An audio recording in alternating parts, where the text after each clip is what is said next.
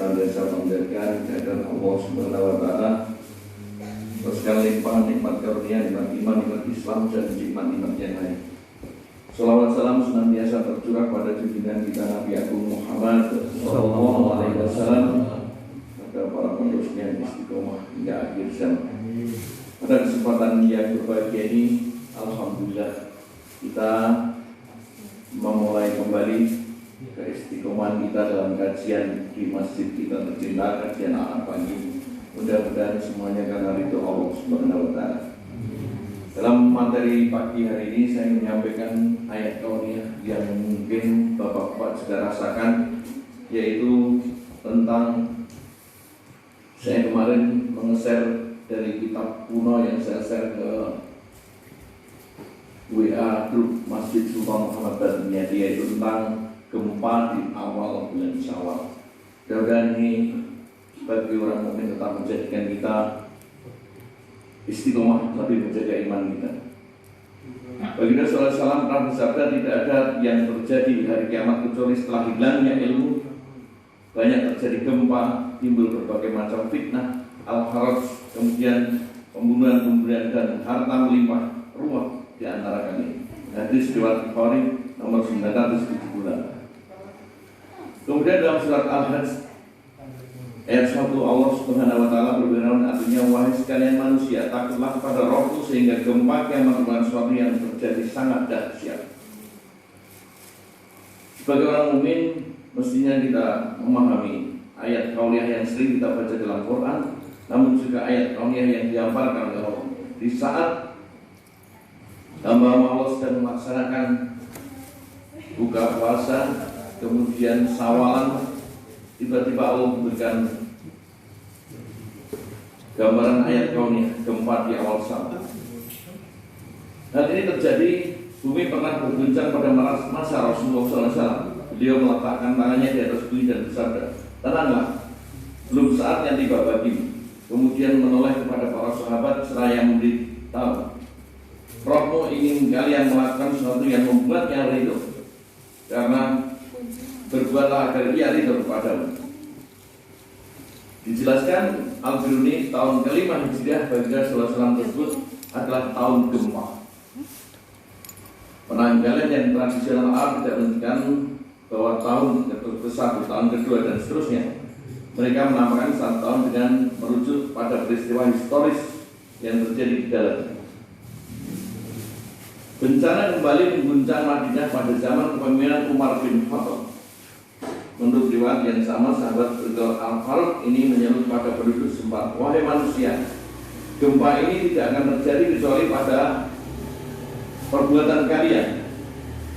Demi zat yang menggenggam jiwaku, kalau ini terjadi dan terjadi lagi, aku tidak akan tinggal di sini bersama kalian, kata Umar bin Khattab. Maka saat itu spontan mengenang kejadian serupa terjadi pada masa Baginda sallallahu alaihi wasallam di era Madinah. Sang khalifah merasa bahwa Allah Subhanahu wa Ta'ala sedang mengingatkan kaum muslimin saat itu peninggalan beliau Baginda sallallahu alaihi wasallam dan Abu Bakar As-Siddiq. Maka itu tidak ada yang terucap lisannya selain peringatan kepada sekalian umat Islam agar segera meninggalkan kebiasaan buruk dan berbuat baik. Sungguh semuanya adalah demi keridhaan Sang Pencipta. Penjelasan hal ini dalam Ibnu Qayyim Al-Jauziyah dalam kitabnya Al-Jawab Al-Kafi berkomentar di kalangan salaf, jika terjadi gempa bumi, mereka berkata, sesungguhnya Rabb kalian sedang menegur kalian.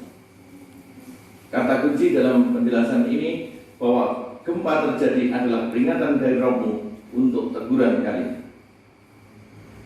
Masyarakat hadirin sidang salat syukur rahimahullah, gempa bumi juga menggoyang wilayah generasi muslim di masa Abdul Aziz. Tampil selaku khalifah dinasti Umayyah, dia mengambil kebijakan yang sejalan dengan apa yang dilakukan kakek buyutnya, yaitu Umar bin Khattab. Disuruhkan kepada penduduk agar sama-sama bermunajat kepada Rabbnya, kepada Allah Subhanahu wa Ta'ala, dan memohon ampunannya. Selanjutnya pemimpin yang sangat terkenal ini, yaitu Abdul Aziz, akan sifat kezuhudannya dalam memimpin dunia, mengirim surat kepada seluruh wali di negerinya untuk segera bermohon ampun pada Allah. Isinya mengatakan bahwa ba'du, sesungguhnya gempa ini merupakan teguran dari Allah kepada seluruh hambanya. Saya telah memerintahkan kepada seluruh negeri untuk keluar pada hari tertentu. Maka barang siapa yang memiliki harta, hendaklah bersedekah dengannya. Masyaallah hadirin sidang salat subuh Ramadan. Kemudian korelasi apa yang terjadi ketika terjadi gempa saat ini pada kita sekalian di awal bulan Syawal? Banyak sekali literasi tulisan-tulisan, kitab-kitab klasik, kitab-kitab lama. Dampak yang kita cenderung sama dengan negeri-negeri yang lain. Sempat mengalami gempa ini hanya saja dalam konteks abad pertengahan bencana dunia memperlemah struktur sosial, politik umat Islam sebagai contoh yang terjadi pada tahun-tahun 1000-an. Dilanda banyak gempa sepanjang akhir abad ke-11, yaitu terjadi di Suriah. Kemudian yang terjadi hari ini terjadi di kita. Bagaimana gempa ini terjadi di awal bulan Syawal, di mana umat Islam sedang melaksanakan puasa-puasa sunnah, kemudian puasa-puasa yang dicontohkan bagi Rasulullah SAW. Gempa ini ternyata adalah salah satu pertanda datangnya hari akhir. Dalam beberapa hadis sudah dijelaskan gempa bumi yang sering terjadi di akhir zaman adalah menjadi tanda jelas bahwa hari kiamat sudah dekat.